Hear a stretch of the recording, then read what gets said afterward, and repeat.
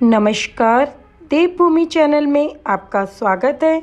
आज के इस वीडियो में मैं आपको सुनाने जा रही हूँ बैसाख मास में सुनी जाने वाली एक और अन्य कथा। बैसाख महीने में और बैसाख स्नान के समय सर्वाधिक सुनी जाने वाली बांदरी की कथा मैं अपने पहले वीडियो में आप सबको सुना चुकी हूँ। इस वीडियो के डिस्क्रिप्शन में भी मैं बांदरी की कथा का लिंक शेयर कर दूंगी। आप वहां जाकर बांदरी की कथा अगर आपने नहीं सुनी है या नहीं आपको मिली है तो आप वहां जाकर सुन सकते हैं। बैसाख महात्म्य भी आपको मेरे आने वाले वीडियो में सुनने के लिए मिलेगा, तो हमसे जुड़े रहिए और रोज़ अध्याय बैसाख महात्म्य के सुनते रहिए। इस वीडियो में मैं आपको बैसाख मास में सुनी जाने वाली एक दूसरी कथा सुनाने जा रही हूँ। कथा इस प्रकार से है। एक पति पत्नी थे, वे लकड़हारे थे। लकड़ी का गट्ठर बेचकर अपना पेट भरते थे। जब बैसाख का महीना आया तो सब गांव के लोग बैसाख स्नान करने लगे। लकड़हारे की पत्नी का भी मन हुआ कि वह बैसाख नहाए और उसने भी बैसाख नहाना शुरू कर दिया। लकड़हारा जो लकड़ी का गट्ठर रोज़ लेकर जाता था, उसकी पत्नी उसमें से एक लकड़ी निकाल लेती थी और जब बैसाख नहाकर आती तब आंवला और पीपल को सींचती। ऐसा करते करते एक महीना हो गया।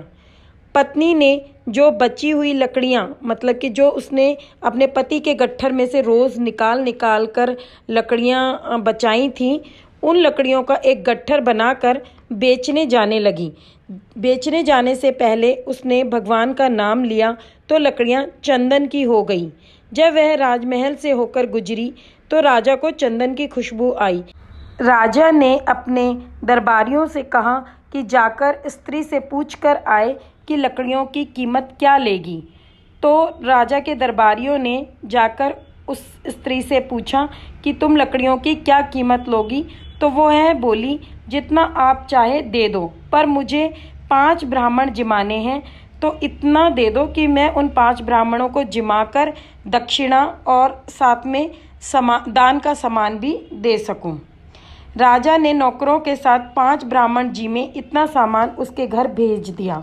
दाल बाटी और चूरमा बनाकर उसने ब्राह्मणों को भोजन कराया और दक्षिणा दी। फिर उसने ब्राह्मणों का आशीर्वाद लिया। पति का गट्ठर नहीं बिका था तो उसको देर हो गई। इधर ब्राह्मणों और भगवान के आशीर्वाद से उसकी झोपड़ी महल में बदल गई। रसोई में 36 पकवान तैयार हो गए। पति जब गट्ठर बेचकर आया तो उसे झोपड़ी दिखाई नहीं दी। वह पड़ोसन से पूछने लगा। पड़ोसन बोली, तुम तो लकड़ियां बेचते रहते हो और तुम्हारी पत्नी स्नान ध्यान पाठ पूजा करती है। ब्राह्मण जाते हैं आते हैं, बाकी तुम जानो। इतने में उसकी पत्नी आ गई। पति से बोली, यही अपना घर है। पति को गुस्सा आया और बोला, तूने चोरी की है या डाका डाला है जो अचानक से इतना धन आ गया। तब उसकी स्त्री ने बोला, मैंने बैसाख स्नान किया, बड़ पीपल सींचा, उसका फल भगवान ने मुझे दिया है। ब्राह्मण जिमाने के लिए मैं रोज़ आपकी लकड़ियों के गट्ठर में से एक लकड़ी निकाल लेती थी। आज वो लकड़ियाँ भगवान की कृपा से चंदन की हो गई। जब मैं बेचने गई तो राजा ने मुझसे गट्ठर मांगा। मैंने राजा से सूखा सामान मांगा जिससे ब्राह्मण जिमाए और दक्षिणा दी।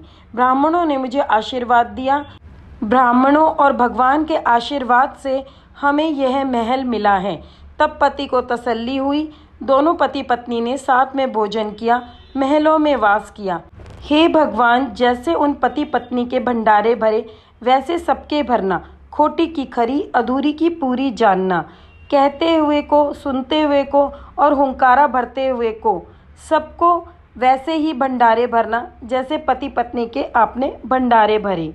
ओम माधवाय नमः। ओम नमो भगवते वासुदेवाय नमः। सब मिलकर कहिए, भगवान विष्णु की जय, माता लक्ष्मी की जय, माँ तुलसी की जय। जय माता दी। वीडियो पसंद आने पर लाइक और शेयर ज़रूर कीजिए। चैनल सब्सक्राइब नहीं किया तो सब्सक्राइब करना ना भूलिएगा। धन्यवाद।